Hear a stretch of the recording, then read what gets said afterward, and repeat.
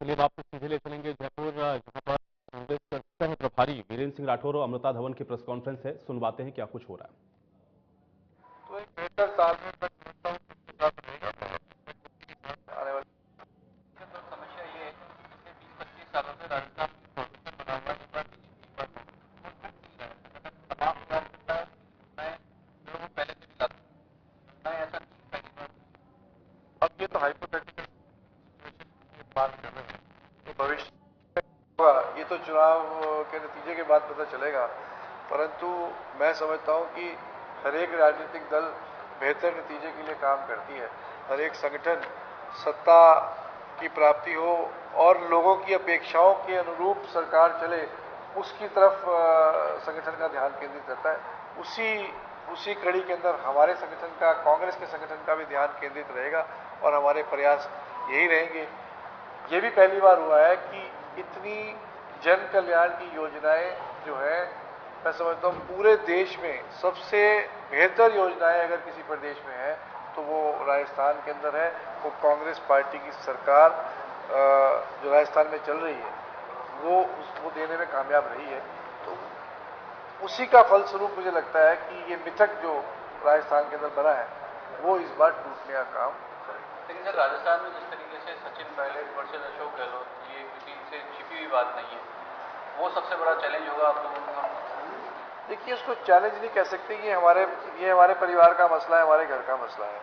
और मैं समझता हूं कि जहां अशोक गहलोत जी का एक बहुत बड़ा एक्सपीरियंस संगठन का भी और सरकार चलाने का है, वहीं सचिन जी का भी युवा चेहरे के रूप में, एक ऊर्जावान नेता के रूप में उनकी छवि पूरे देश भर में है।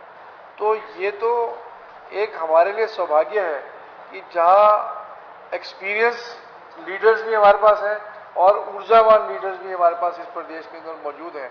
तो सबका तालमेल के साथ जब आगे बढ़ेंगे तो लोगों की अपेक्षाओं के ऊपर हम लोग चल सकते हैं। लेकिन सचिन पायलट तो कह रहे हैं तालमेल बीजेपी की पूर्ववर्ती सरकार से ज्यादा है इस सरकार का। अब देखिए, आज हम आए हैं, सभी साथियों से मिलेंगे, आपसे भी मिल रहे हैं, पहली बार मिल रहे हैं और तमाम साथियों से मिलेंगे और भाई हमारे घर का मामला हम उसे ठीक करेंगे।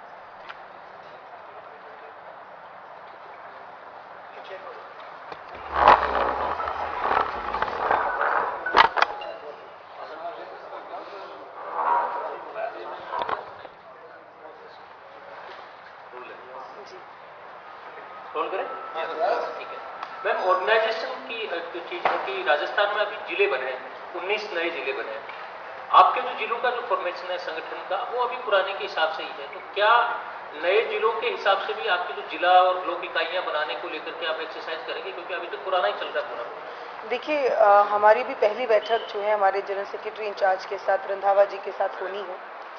आगे संगठन का विस्तार कैसे होगा, प्रत्येक नए जिलों को किस तरीके से देखा जाएगा, पुराने जिलों को किस तरीके से नए रूप में उसको जो है बेहतर किया जाएगा, मैं मानती हूँ संगठनात्मक जितनी भी चर्चाएं हैं वो अब हम लोग आने वाले समय में करेंगे और जो पार्टी का निर्देश होगा, जो संगठन का निर्देश होगा, उस तरीके से काम किया जाएगा। मैडम, महिलाओं की प्राथमिकता महिलाओं को मिले, क्योंकि 40% यूपी में दिया गया था। अब आपके यहाँ पे राजस्थान में भी आपको मिला है मौका, क्या यहाँ पर भी ऐसा कोई फॉर्मेशन आप लोग लागू करेंगे?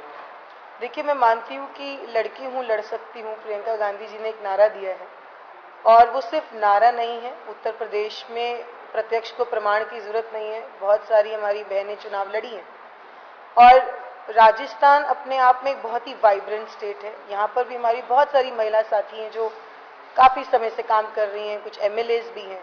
आई एम श्योर कि वो समय आया है कि महिलाओं के साथ साथ जो विनेबिलिटी फैक्टर लोग जोड़ते नहीं हैं कि महिला है तो शायद जीतेगी नहीं, हमारे कार्यकर्ता अपने आप में इतने मजबूत हैं कि वो विनेबल हैं। और कांग्रेस पार्टी का जो काम इन 5 सालों में हुआ है राजस्थान के अंदर, जो जनहित की योजनाएं हैं, जनता बोल रही है कि कांग्रेस ने अच्छा काम किया है। ये हम खुद को रिपोर्ट कार्ड अपनी नहीं बना रहे हैं, ये जनता के रिपोर्ट कार्ड है और मैं मानती हूँ कि जिस तरीके की भी प्रक्रियाएं होंगी आगे, ज्यादा से ज्यादा समावेशी प्रक्रिया हो, यही रहेगी कोशिश। अमित शाह आए थे मैडम, उन्होंने कहा था टिकट किसी को भी मिले उसे माने कि ये बीजेपी के कमल को मिला है।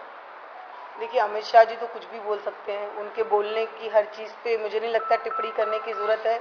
वो एक पॉलिटिकल पार्टी के लीडर हैं, ओपोनेंट है हमारे, तो इस तरीके के कटाक्ष, निजी कटाक्ष करना, राजनीतिक कटाक्ष करना, वो उनका स्वभाव है। लेकिन मैं मानती हूँ कि एक उनकी स्ट्रैटेजी है, वो जो मर्जी कहे। जनता को आप मूर्ख नहीं समझ सकते हैं, जनता बहुत ही समझदार होती है।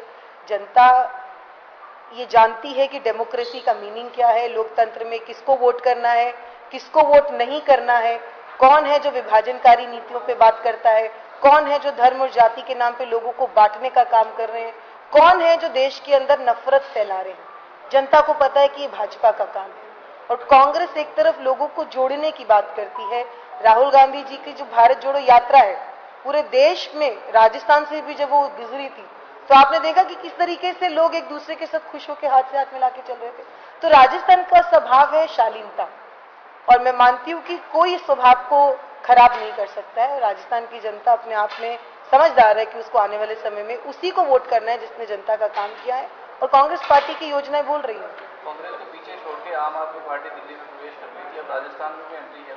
नहीं, मुझे नहीं लगता। मैं मानती हूँ कि वो वहीं तक ही सीमित रहेंगे, क्योंकि धीरे धीरे, कहते हैं ना, परत धीरे धीरे उतरती है। वो ठीक है, एक समय था, भ्रमित किया गया, बहुत सारे ऐसे करप्शन के मुद्दे उठाए गए जिनके पीछे कोई तथ्य नहीं था। आज उन लोगों को दिल्ली में 8-9 साल हो गए, आम आदमी पार्टी को एक भी करप्शन का केस वो सामने नहीं निकाल के आ पाई, किसी एविडेंस को प्रोड्यूस नहीं कर पाई। तो देखिए, राजनीतिक जीत लेने के लिए तो आप किसी के ऊपर कुछ भी छीटाकशी कर सकते हैं। वही नूरा कश्ती दिल्ली में चल रही है। लेकिन जिस तरीके से एक बहुत बड़ा स्कैम, जो आप जानते हैं, शराब नीति के नाम पर जो एक बड़ा स्कैम दिल्ली में हुआ, लोगों ने देखा है, सरकार दिल्ली में एक्सपोज हो चुकी है। तो अब उनके पास वो आधार नहीं बचा है कि वो दूसरे प्रदेशों में जाके ऐसी बातें करें। दिल्ली में सब्सिडी बंद कर दी गई है, तो दूसरे प्रदेशों में आप सब्सिडी क्या देंगे जब आप दिल्ली में ही सब्सिडी बंद कर चुके हैं। तो उनका जो मॉडल है वो प्रोलॉन्ग मॉडल नहीं है, वो प्रोग्रेसिव मॉडल नहीं है, शॉर्ट टर्म मॉडल है, जो कि लोगों के सामने बेनकाब हो चुका है। तो हमें उनसे कोई डर नहीं है। कांग्रेस पार्टी का काम बहुत अच्छा है, निश्चित रूप से कांग्रेस सरकार राजस्थान में वापस आएगी। मैम, सीधा सा एक चीज ये भी है कि क्या आप, जो आपका चिंतन शिविर हुआ था, उसमें ये बात कही गई थी कि महिलाओं को आप रिजर्वेशन देंगे, ऑर्गेनाइजेशन की बात नहीं है। पहले एमपी और एमएलए इलेक्शन में लेने की बात सोनिया गांधी जी ने कही थी। क्या आपको लगता है कि पार्टी लेवल पर कांग्रेस को इस बार शुरुआत करनी चाहिए? राजस्थान से शुरुआत करेंगे इसकी? आप सारी पार्टियों का आंकलन कीजिए, आपको कांग्रेस पार्टी एक ऐसी पार्टी मिलेगी जिनके संगठन में भी महिलाएं ज्यादा है, और जिनके संगठन में महिलाओं को सम्मान भी मिलता है, रोल और रिस्पॉन्सिबिलिटीज भी मिलती है। वो सिर्फ खाना पूर्ति करने के लिए महिलाओं को नहीं बिठाती है। और आप किसी भी राजनीतिक संगठन में चले जाइए, आप आम आदमी पार्टी की बात कर रहे थे, एक भी महिला मंत्री नहीं है दिल्ली के अंदर। क्या महिलाएं सक्षम नहीं है दिल्ली में? क्या एमएलए महिलाएं नहीं बनी? पर आज तक एक भी महिला मंत्री नहीं थी। अब जब ये शराब नीति के ऊपर, जब सिसोदिया जी गए अंदर, जब सत्येंद्र जैन जी गए अंदर, तब एक आपने डेकोरेशन के लिए आपने एक महिला मंत्री दे दी। पिछले 8 साल से एक भी महिला मंत्री नहीं थी। तो सोच की समस्या है। और मैं मानती हूं कि जहां तक भाजपा की भी बात है, आप वहां पर भी देख लीजिएगा, महिला जो है कांग्रेस पार्टी में सुरक्षित है, महिलाएं कांग्रेस पार्टी में समर्थ हैं, और महिलाएं कांग्रेस पार्टी में एम्पावर्ड फील करती हैं, उनको मौका मिलता है।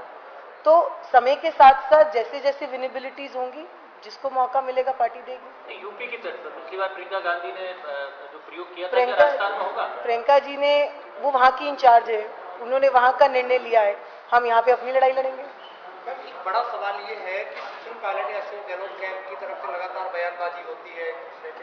रंधावा जी ने कहा कि दिल्ली देख रही है, कार्रवाई करेंगे। आप सह प्रभारी बन गए हैं, तो क्या आपकी भी नजर ऐसे लोगों पे रहेगी कि लगातार एक दूसरे कैंप पे हमले होते हैं, यहाँ पे तो लगातार होते जाते? देखिए, अभी राठौर जी ने आपको विस्तार से बताया इस मुद्दे पर कि डिफरेंस ऑफ ओपिनियन होने चाहिए, होते भी हैं, घर में भी होते हैं। अब हम परिवार में बैठते हैं तो ऐसा तो है नहीं कि बच्चों के ओपिनियन माँ बाप से अलग नहीं होते या माँ बाप के ओपिनियन बच्चों से अलग नहीं होते। पार्टी भी एक परिवार, ओपिनियन अलग हो सकते हैं, लेकिन मिलकर ही चुनाव लड़ेंगे। और अब हम लोगों को सह प्रभारी बनाया, आज पहला दिन है, सारे सवालों के जवाब तो आज दिए भी नहीं जा सकते हैं। सबसे मिलेंगे, सबके मन की बात को सुनेंगे। कोई किसी की पीड़ा आके कह सकता है, कोई अपनी बात रखना चाहता है वो कह सकता है। हमें हैंड्स बनाकर भेजा है पार्टी को मजबूत करने के लिए। प्लेटफॉर्म पे कहना तो उचित है कि पार्टी के खिलाफ अगर कोई आदमी बोले, कहना उचित है। इंटरनल प्लेटफॉर्म पे आप लोग कहिए जितना कहना चाहिए, पार्टी का अपना प्लेटफॉर्म होता है और मौका सबको दिया जाता है और सबको सुना जाएगा। हमारी पार्टी वैसी पार्टी नहीं है जैसे भाजपा और दूसरी पार्टियां हैं कि बोला तो बस सीधा तलवार ही कटेगी, ऐसा नहीं करते हम सबको सुनते हैं। Thank you. आप लोग कब तक हैं? अभी कल तो है ही।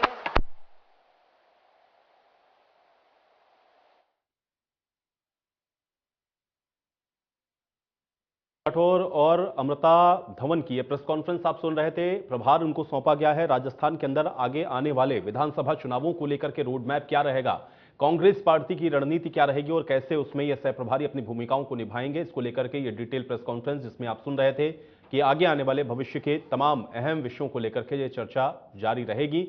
लोगों के साथ भी संवाद करेंगे। पार्टी के अंदर भी जो समय परिस्थितियां हैं उन सभी से पार्टी जरूर निकलेगी। और इसके अलावा दोनों ही सह प्रभारी को आप सुन रहे थे जिन्होंने दावा किया कि इस बार फिर से विधानसभा चुनावों के अंदर कांग्रेस पार्टी जीत दर्ज करेगी और राजस्थान के अंदर सरकार दोबारा से कांग्रेस पार्टी बनाएगी, यह दावा भी किया गया।